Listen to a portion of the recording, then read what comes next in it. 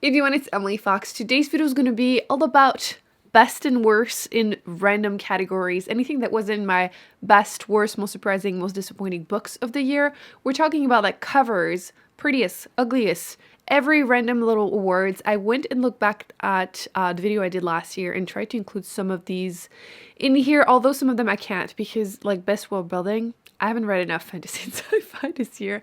It's been all over the place, but we have some fun categories too. So we're gonna start with covers, best and worst. You know what? Let's talk about the worst because we already know what I'm gonna say. The last. I've been very vocal about my hatred of this cover. And I know some of you really like it, which is totally fair. I do like purple. But for some reason, it's giving me Photoshop vibes, like first time you ever Photoshop something, kind of. It doesn't do the book justice. It was such a good book, and I would have never picked it up because of that cover. Anyway, the best covers. Okay, I have a few like special mentions before I mention the winner. I don't tend to read a book just because it's pretty, although I do tend to now go ahead and buy a prettier edition when I liked it. Booktube, you've changed me. So some nominees. We have Islands of Abandonment, which is a nonfiction that was actually quite interesting. I listened to it as an audiobook, which might have been a mistake because I know there are pictures in the book, but every edition that I've seen of that book, gorgeous, absolutely gorgeous. So yes, that one. I also have A Prayer for the Crown Shy by Becky Chambers.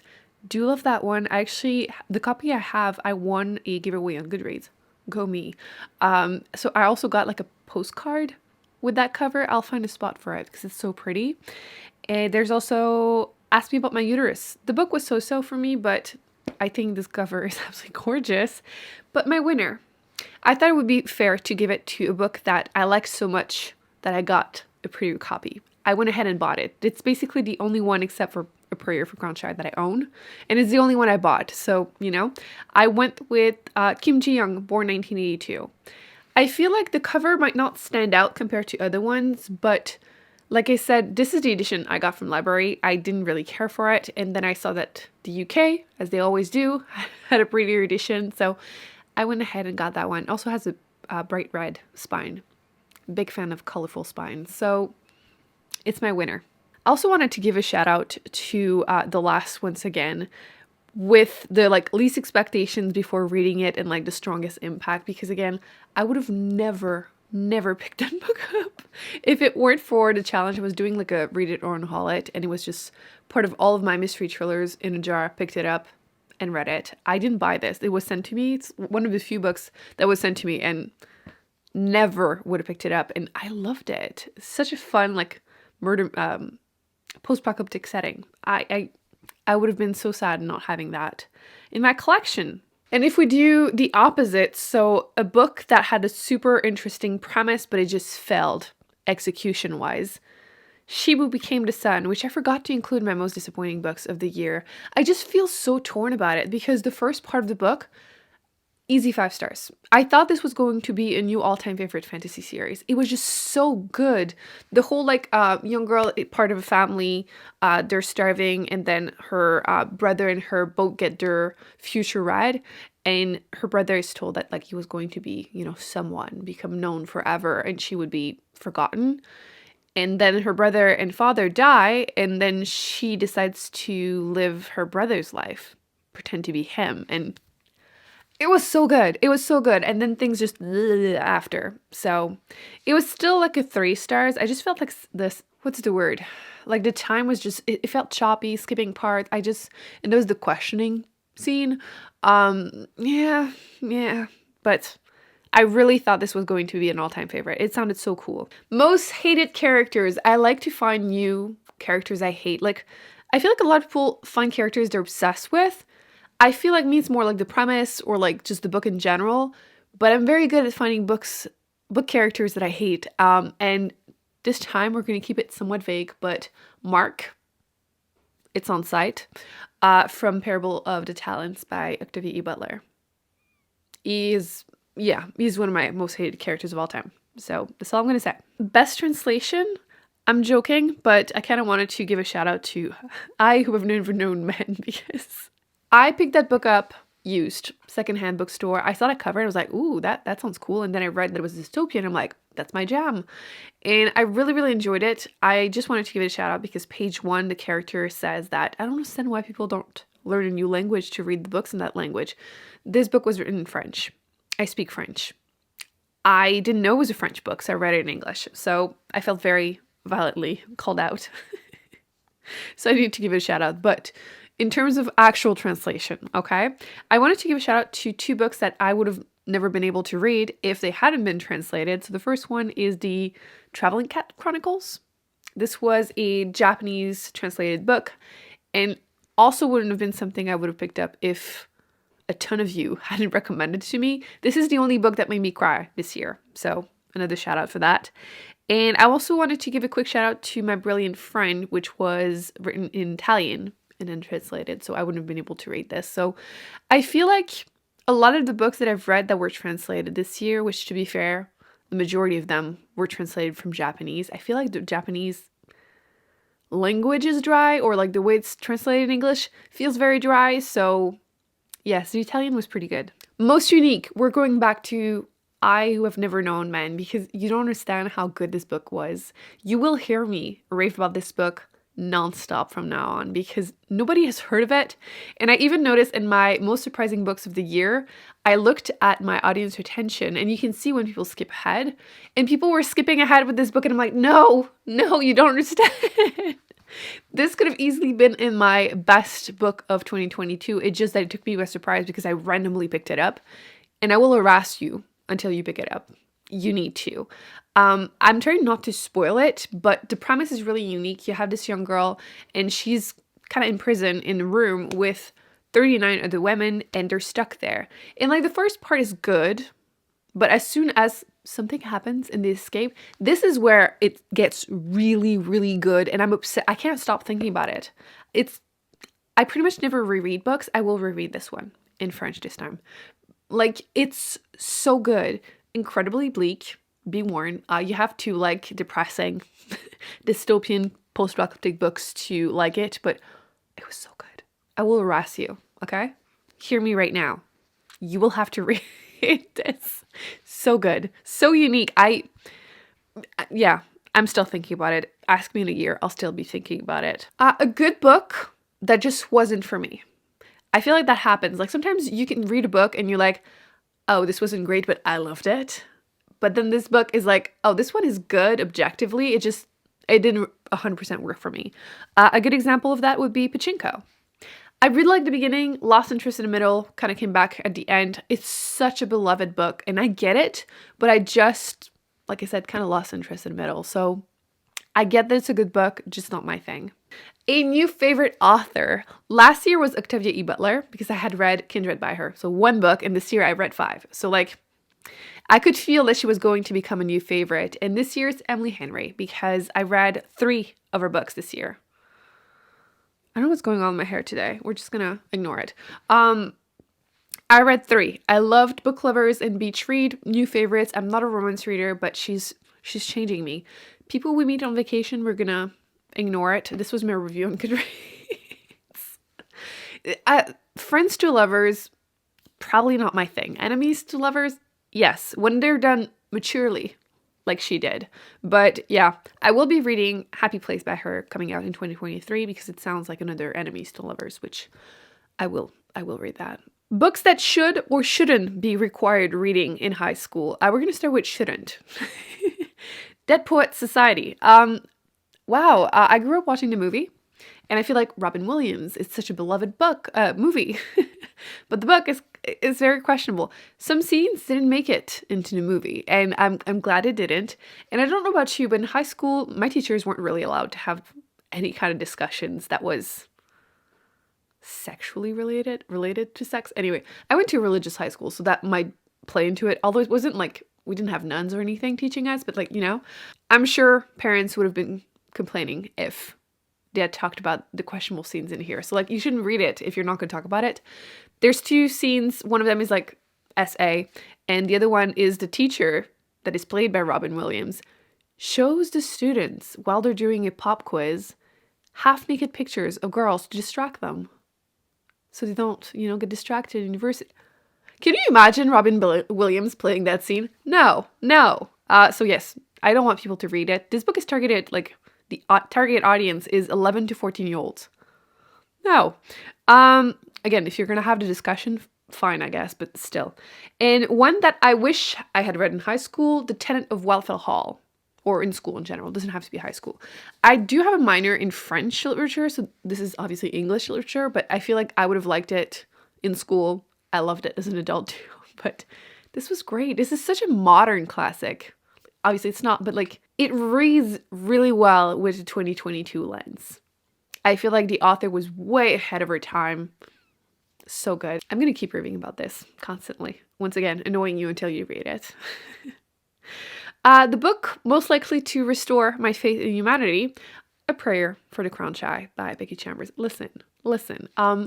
She's wholesome. She's the author you turn to when you want a hug, a warm cup of tea. This is it. And this was cute. I laughed a couple times. It's just between friendship between a non-binary monk and a robot. It works. It works. I liked it. It's so cute. And then the opposite, most likely to ruin your faith in humanity. Basically, most of dystopian books that I've read. Parable of the Talents. The thing is, Octavia E. Butler does have a message of hope in her books, but in this one it's very, very deep down. Like, really deep down. And also, the book of the Unnamed Midwife. Some scenes will definitely make you lose faith in humanity. So good, though. Book you were the most emotionally invested or touched the characters. I wanted to give a shout out to RAZORBLADE Tears because I didn't expect to like the characters so much. They're morally gray. Okay? They're not great. They've been to prison in the past and like they're homophobic and racist. Well, one of them. And they don't necessarily belong together next to each other. But these two fathers, get together to get revenge for their murdered sons. And anyway, loved it. Highly recommend it if you have yet to pick it up. Really not my thing usually, but I wanted them to succeed so badly. Best worst twist. Okay, frankly, I feel like once again, not really something I've read a ton of this year. Because usually I read like really twisty mystery thrillers. This year they were kind of not like that. But I wanted to mention worst twist in a sense of in a second, before the coffee gets cold. This one, there's like kind of a twist, I guess, in the last story. Hated it. It would be a spoiler to talk about it, so if you want to hear about it, ask me in the comment section or look into my most disappointing books of the year. I talk about it. Weirdest book that I've read. I do like a good weird book, and obviously it has to go to Vita Nostra because that is one of the weirdest books I've ever read. Literally ever. It worked though. Usually, weird can go in one direction or the other. You have a strong reaction no matter what. And yeah, it was good. Weird, but good. Best YA book. Okay, I wanted to give a shout out to the best YA book because I've only read, I think, like 7 this year. It's like 5% of my reading. So the best one that I read was Perks of Being a Wallflower. I didn't expect to like this. I feel like high school books, when you're an adult, it can be so hit and miss. But this was really good. The movie was great too. So I approve. Books with the best group or like band of misfit of thieves. I wasn't sure I was going to find one because once again, I haven't been reading a lot of fantasy, but then I remembered I really liked Legends and Lattes. It doesn't quite fit, okay? But we're gonna make it fit because the main character is trying to open up a coffee shop and it's a cozy fantasy and it's just very chill, but like just the new employees, the new people buying coffee, the vibes were just... Yes. The book that took me the longest to finish, The Toll. This was in my pile of shame for 2 years. So, yeah. Was it worth finishing it 2 years later? No. It wasn't awful. It just was kind of all over the place. It felt like 2 different books in one. And it was the last book in a trilogy, but I did it.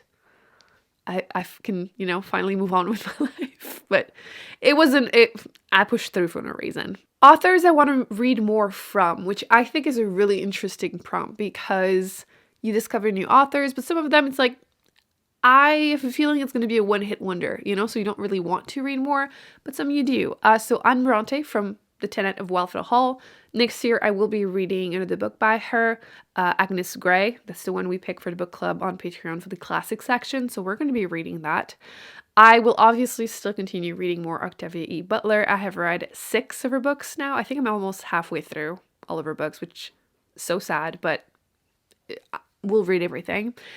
Emily Henry, like I mentioned, I want to read more by her. I've read 3 of her books this year. And also the author of, I'm realizing, The Devotion of Suspect X. I'll put it on the screen. The Japanese author that wrote one of the murder mysteries that I've read this year. It was really unique because one of the main characters is like basically a genius, and apparently he helps the detective in the other books. So I will read more because I thought it was really, really unique. The language was kind of dry because, again, Japanese translation, but it's definitely something I want to try again because I don't read a ton of detective books anymore.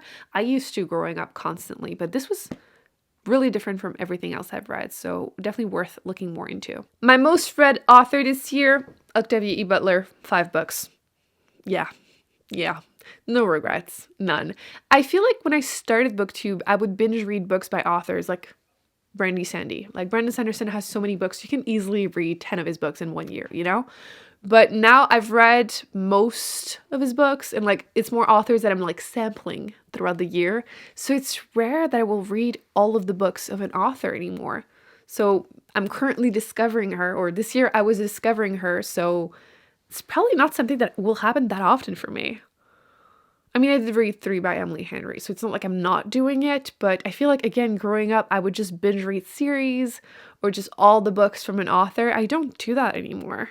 Okay, I fully intend on keeping my stats for my stat video. We're going to look at all of the wonderful numbers. I love doing these stats videos, and I know my stat people love them too. It's probably going to be first week of January. I still have, 2 weeks to finish a couple more books. But my most read genre, I wanted to talk about it because I've been mentioning that it's not fantasy, it's not sci-fi, or I felt like it wasn't. I hadn't done my stats since the month of like May. So I spent way too long the other day filling my Excel sheet so I could know. And yep, they're not my most read genre this year. It's actually nonfiction. Who am I? I'm currently reading or listening to book number 33. That's 25% of my reading is nonfiction. I don't know why I'm doing this. There's no stats yet. But 33 nonfiction this year. That is crazy. So yeah, my most read genre. Ooh, okay, now another prompt that I added this year is a trope or a genre that I want to explore more next year. Why did I not think about that earlier? But I used to be really obsessed with time loops, and I'm feeling the need to read more again because I'm planning on doing a video on the topic. I've been saying that for way too long. I will, I promise. I just feel like I'm always like, one more. But yes, time loops in general. Sorry. So time loops also, okay.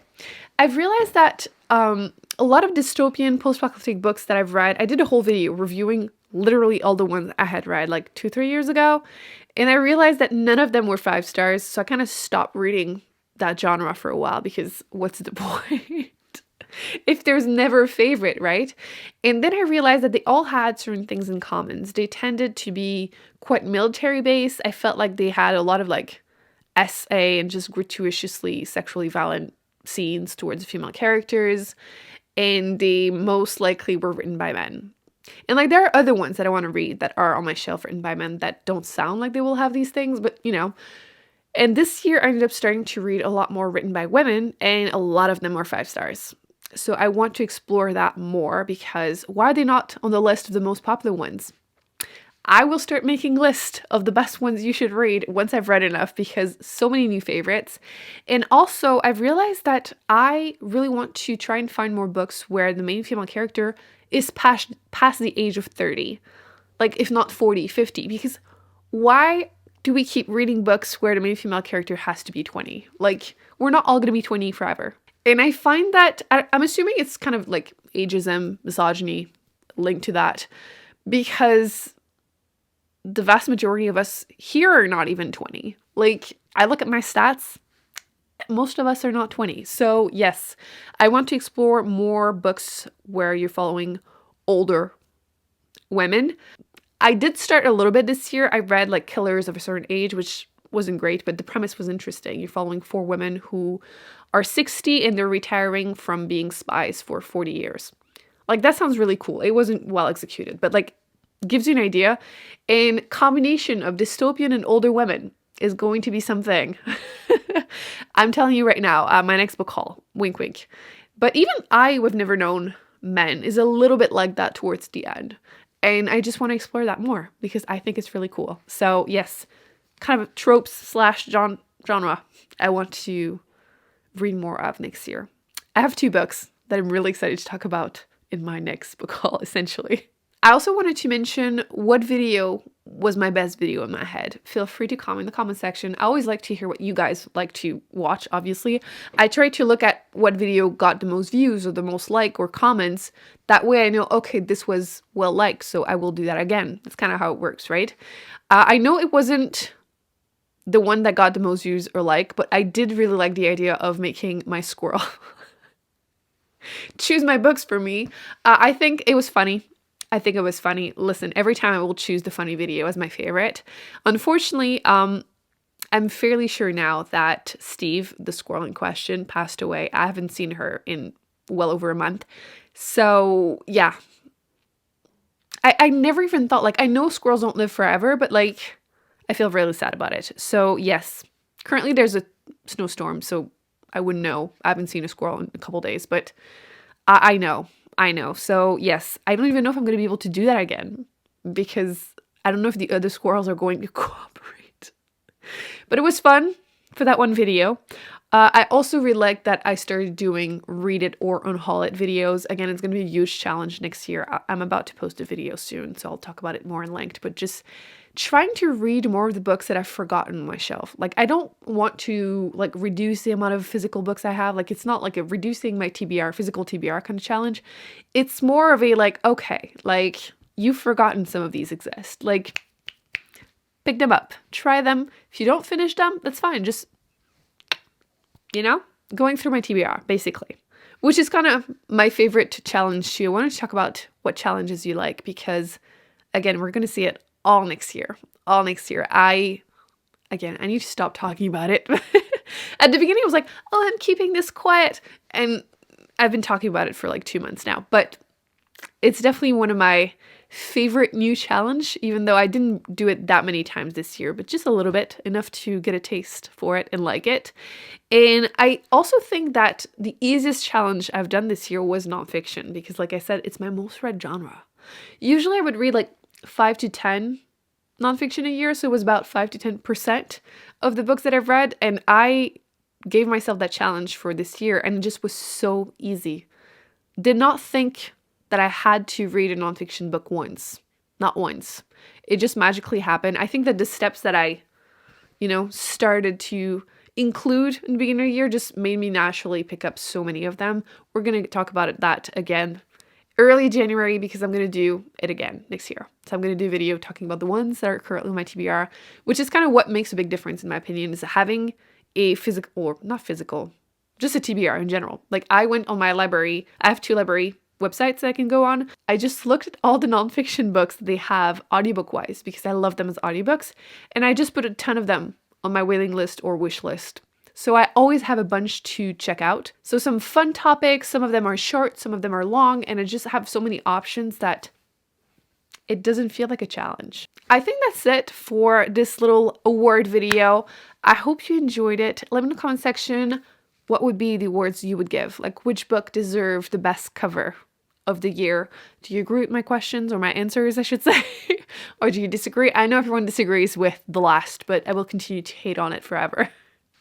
I hope you enjoyed this video. Thumbs up, subscribe. I will be putting some of the other ones from that series on the screen. I recommend you check those out if you haven't, and I will see you in an upcoming video very soon. Bye.